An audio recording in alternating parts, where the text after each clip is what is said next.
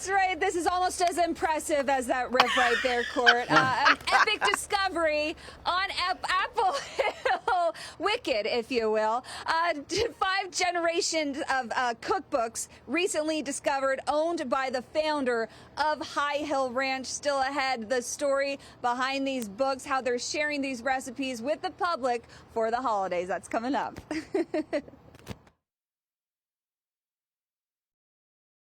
Let's get into this ranch on Apple Hill that recently made a delicious discovery. Oh, this is so good. They found a recipe book full of nostalgic dishes. So Molly is live this morning in Placerville. She's getting a taste. We're not. We're just going to watch. And jealousy.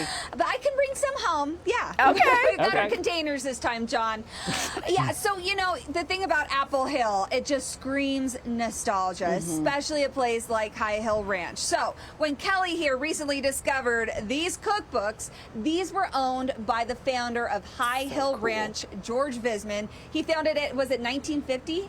1955? 1955. Okay, and we are standing in front of, we have to point out, his private residence from 1955. But this cabin was built in the 1800s. It was part of the wagon trail. So a whole lot of history right here.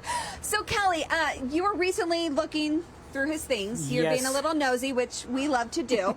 You discovered these cookbooks that George owned, and you posted a picture on the High Hill Ranch's social media, and oh my gosh, the response was wild. Correct. Talk about what people were saying. Well, I like, everyone loves history, and so that was like the biggest response was everybody started going back in time and remembering when their grandparents had these cookbooks, their parents, and so that's what drew me to it, because I love history, was just going through all these recipes and seeing the family names and knowing that these are the people that started Apple Hill.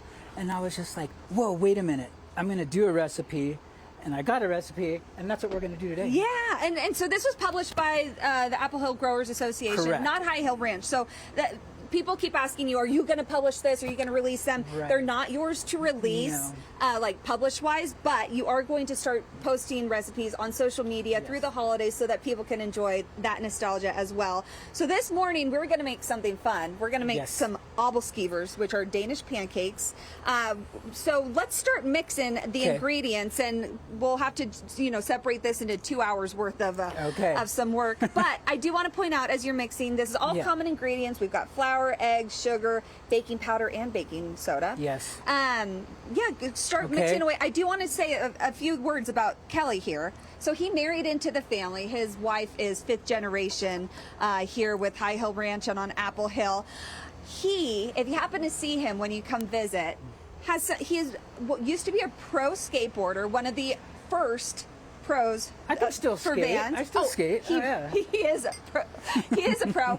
Also a Forbes 5-star concierge and butler. Yes. And name a couple people you were the private butler for. I'll do it. Zac Efron, and this one made my photog Scott Holcomb light up a little bit. Shohei Ohtani. So he knows service.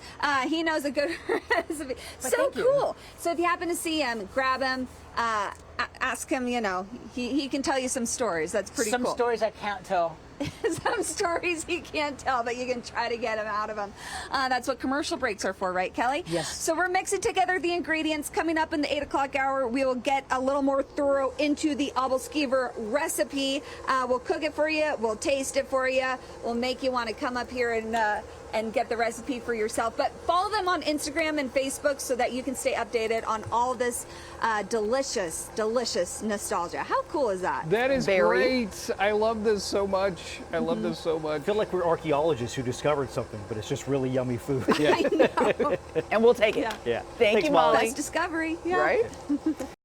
Good day, Apple Hill. I'm Molly Riehl, live at High Hill Ranch. We've got the obelskiver heating up. It is smelling good. What we're doing this morning, we are live with Kelly. He's married to 5th generation here at High Hill Ranch. Recently discovered the founder's cookbooks full of nostalgic recipes. So we are busy making one. We're going to show you how to do it coming up. But I promised you to find some interesting ingredients in these books because they are 5 decades old.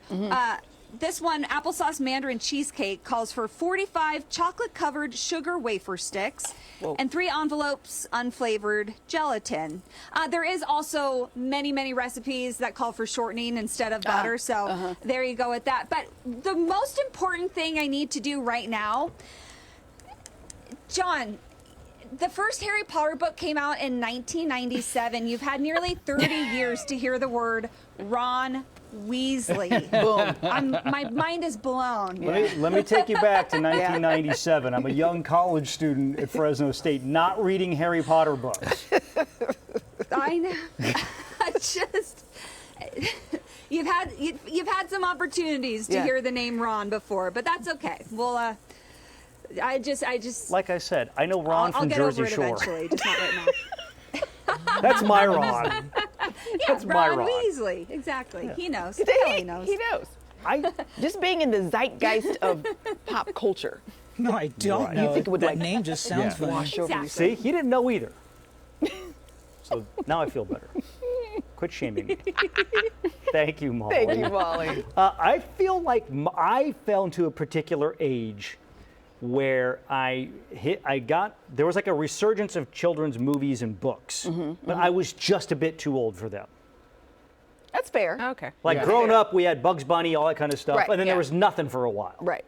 And then this new stuff came, but I was already past that age. So you weren't even paying attention to it. Yes. Yeah. No, that's Exactly. fair.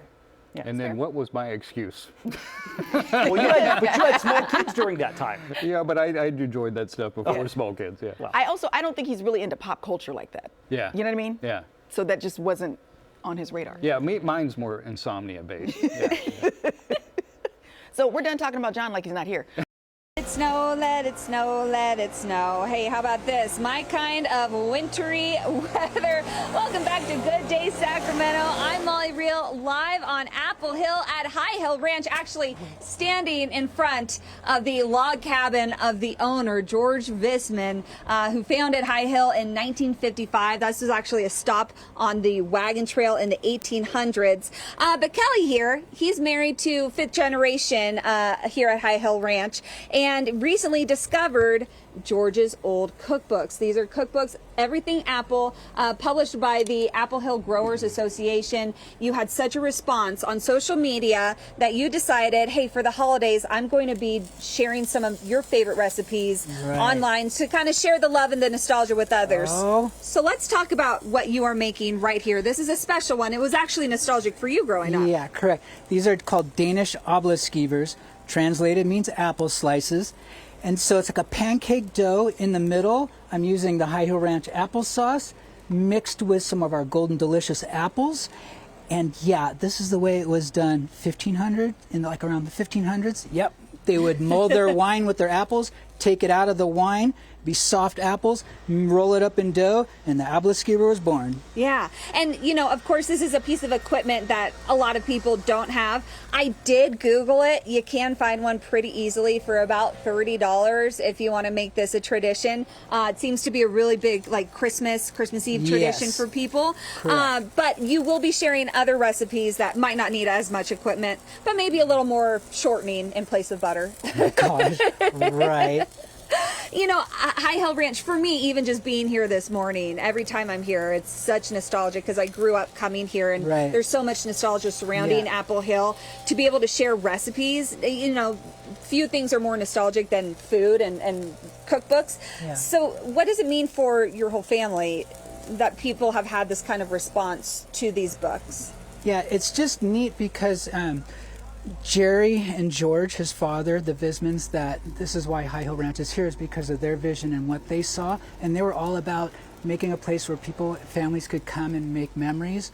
And seeing all these families, generations responding to this post on these cookbooks, we knew we had something special. And so I thought, hey, this holiday season, I'll do several posts on our social media and do some fun stuff and create some memories. You make these recipes at home and you're going to make memories with your kids. You sure will. Your Even families. you guys, between the 7 o'clock hour and now, my mom texted me and said, Grandma has, like, I have those. I have Grandma's versions of these. Told so you. it's even part of my family as well. So follow them on social media so you can stay updated on the recipes he will be sharing. And then obviously the food here at High Hill is famous. The donuts, the pies, everything. So come on out here. Beautiful day today. No matter how you enjoy food and nostalgia, Right. it's going to happen here at High Hill Ranch. That's a good sizzle too. Oh my goodness. Right? Told It's a you. great, right? Told you. That's old school right there. Well, disappointed Cheers. your mom didn't text me this morning, but fine. Fine. His constant quest to be a real. Yeah. right. Yes. You're getting there, Cody. Yes, I'm working on it. We all want to be real. For years. Thanks, Thank you, Molly. Molly.